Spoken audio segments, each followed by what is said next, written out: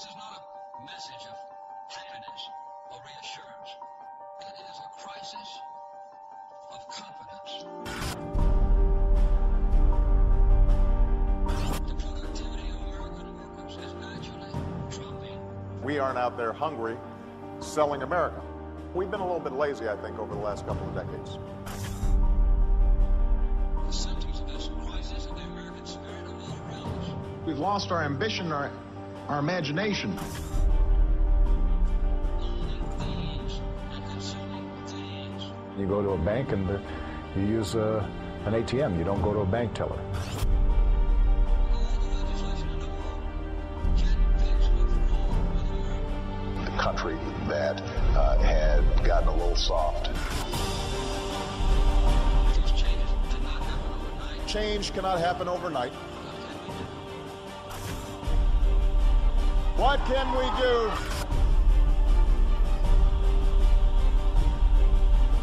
We've been a little bit lazy. Lazy.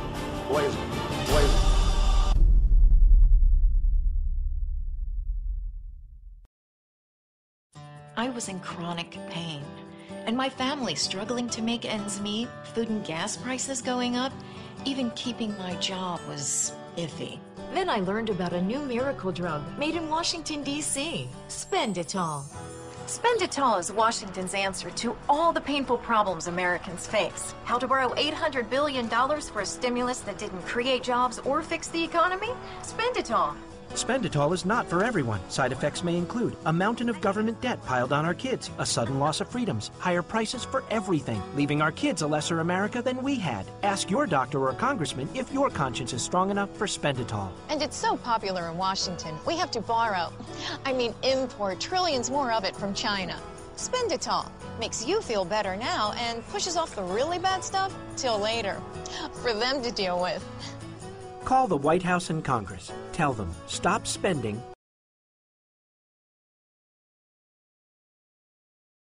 Stop spending it all. There we go. I accidentally cut the commercial off.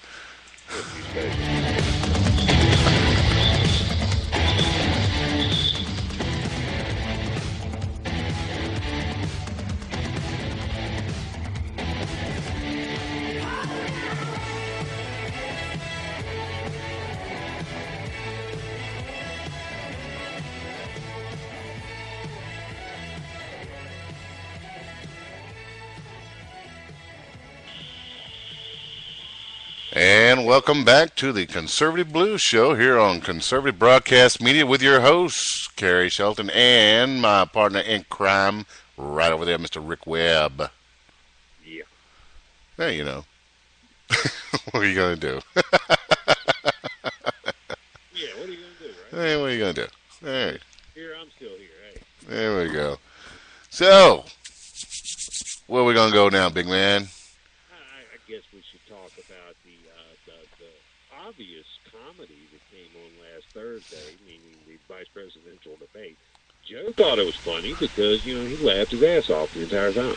He did, in fact. I have some sound right here for you. This is Uncle Joe when we were talking about the Catholic Church and Obamacare.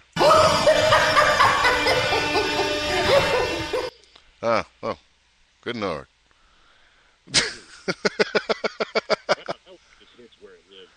Yeah, doesn't it? You know, it sounds crazy to me. Yeah, well, you know, he looks kind of crazy, too. He got those kind of wild-eyed looks several times during the debate.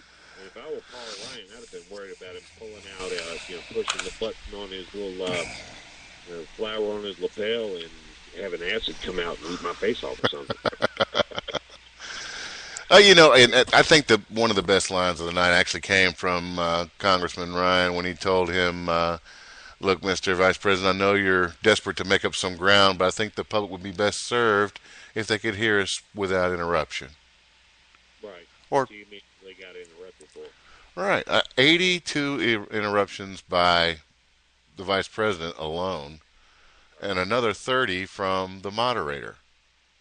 In 90 minutes. How do you do that? 112 times, or excuse me, 112 times in 90 minutes. I mean, that's less than one a minute. That's more than one a minute. Excuse me, more than one a minute. It kind of reminded me of the Dean Martin roast. Which one? I mean, it doesn't matter. Dean Martin was roasted and toasted regularly. Yes, he was. But anyway, getting back here on topic, before, because you know how we'll do. The next thing you know, we'll be singing some old songs by Blue Eyes. So let's keep it on track. Running through my head. Yeah, love and marriage jumps to mind. Anyway, see, I told you. I didn't say anything about the moon and the people. Oh God, yeah. All right, get on it. Okay, so how the fact checkers are, they're just blown out by this one. They just don't have enough time, money, paper, pencils, or whatever to get this thing nailed down. So let's start with the Catholic Church here. All right, let's do it. How many lawsuits in the works right now over Obamacare as the main plaintiff, the Catholic Church or one of its dioceses? Around 40. Around 40, and yet. The vice president told us all. What do you mean? What do you mean, Rick? The vice president told us all that Obamacare didn't force the Catholic Church to do any such thing. Of course not. Well, with the thing, let's give a little refresher here for anybody who's forgotten this little part of the just too much information that was given in this debate. The moderator asked. And I'm assuming that every question she asked was designed to be interrupted by somebody.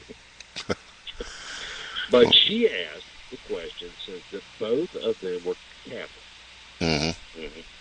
How does your Catholic faith affect your political beliefs about abortion? So, Ryan, being a good Catholic boy, said, hey, I don't believe in abortion. It's against my faith. Right. And Joe got up there and said, I don't either. Which is a lie. Mm-hmm. But I think he says, well, I'm my Catholic, and I go to this church, and I show up every Sunday, which I don't believe either. Mm-hmm. But everybody should have the right to choose. And how is that in any way conducive to Catholicism? It isn't at all. Okay, so here's the actual quote. And with regards to the assault on the Catholic Church, let me make it absolutely clear. No religious institution, Catholic or otherwise, including Catholic Social Services, Georgetown Hospital, Mercy Hospital, any hospital, none has to either refer contraception, none has to pay for contraception, none has to be a vehicle to get contraception in any insurance policy they provide. That is a fact. Right. That is bullshit. Well, as our dearly beloved Ronaldus Maximus would say, it's not that liberals are ignorant, it's just that they know so much that isn't true. Exactly. I mean, really. Well, and I guess all these lawsuits are just frivolous court cases that will be thrown out at the earliest opportunity. Is that what we're saying here? Yeah, sure. Why not? Okay. So there's a response though from the U.S. Conference of Catholic Bishops. Mm-hmm. Okay, and they say that is not a fact. The HHS mandate contains a narrow 4-part exemption for certain quote-unquote religious employers. And this goes through, it was made final in February, and does not extend to Catholic social services, including the hospital. Huh. And, of course, when asked about this, so basically they go through and they say that at the end, organizations will still have to serve as a vehicle because they will still be forced to provide their employees with health care coverage, and that coverage will still have to include sterilization, contraception, and abortifacients, however you say that. Okay. Hey, they will have to pay for these things because the premiums that the organization and their employees are required to pay will still be applied along with other funds to cover the cost of these drugs and surgeries. What do you mean? Yeah, it means okay. Well, it's called Joe. While if during the few seconds of the debate that he wasn't laughing hysterically, he was blowing smoke up people's ass. Almost the whole time. Yes, but that's a fact. Yes, that was yes, indisputable fact to be sure. Yes, yes, yes.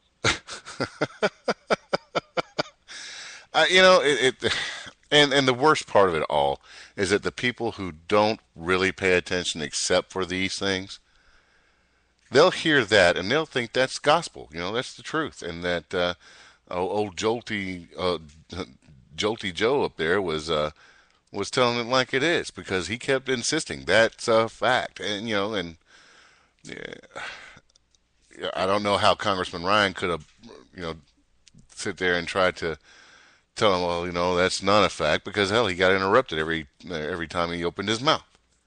Absolutely. That, I think that was all staged. The whole plan was set up beforehand to say that we're not really going to have a debate here.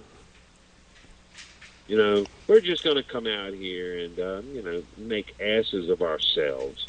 And the main, everybody said, I probably should say this at the end, but I've already started.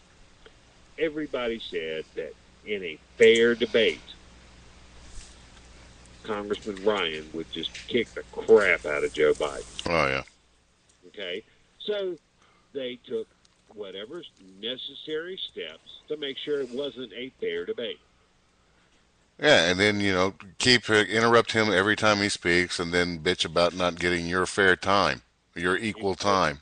Even though he had, 2-1? Yeah. I mean, what is this ridiculousness? Yeah, it's so ridiculous. Ridiculous. Yeah, and then, well, here's some counterclaims, and let's address these. That had this gone the other way with Congressman Ryan interrupting Vice President Biden, that conservatives like you and I would have been saying, yeah, yeah, yeah. Well, you know, what do you think? No, I don't, because I would like to think that a conservative has too much class to pull some crap like that. Ah, and therein lies the rub, my friends, because our liberal friends count on us to have too much class to do that. So things like this happen. Now, people keep saying, well, Romney did, and Romney said, and Romney did. Well, you know, Romney never interrupted President Obama while he was speaking. Right. He never made ridiculous facial gestures or noises and laugh out loud and reach to the sky as if beseeching heaven to please save him from such ridiculousness. Yeah, I kept waiting for Biden to jump up and start doing the chicken dance. You know, and another thing that stuck out in my mind as being, you know, particularly full of crap was talking about Congressman Ryan when he said, you know, this man voted to put 2 wars on a credit card. I voted against these things. Which are both bald-faced lies. Bald-faced lies. He, in fact, voted for the Iraq War and the war in Afghanistan. Yes, he did. Voted in the affirmative. Yes, this is a good idea. And again, those, you know, our listeners will know the truth. They'll know what's true and what's not. They know what's going on. They're savvy. But there are the others out here, the walking dead or the American public, whichever you want to refer to them, that have no idea whether or not he's telling the truth and are relying on him to tell the truth in these things. So they're going up thinking, well, geez, you know, Congressman Ryan voted, I thought he was conservative, and then we got Vice President Biden who didn't vote for them. You know, okay, but we know that that's not. It is a damn lie. Let's just, you know, all this, you know, mealy mouthing and going around this crap.